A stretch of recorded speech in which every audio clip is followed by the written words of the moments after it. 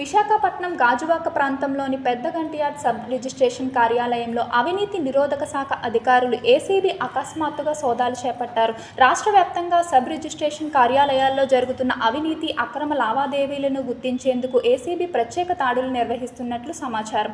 ఈ సోదాలో పత్రాలు, ఫైళ్లు, లావాదేవీ రిజిస్టర్లు, రికార్డులను పరిశీలిస్తున్నట్లు తెలుస్తోంది. ఉద్యోగులు తీసుకున్న లంచం, అక్రమ డబ్బు వివరాలు బయటపడే అవకాశాలపై అధికార వర్గాల్లో చర్చ సాగుతుంది. ప్రజాసేవలో పారదర్శకత పెంచేందుకు, అవినీతిని అరికట్టేందుకు ఏసీబీ చర్యలు మరింత వేగవంతం చేసినట్లు సమాచారం.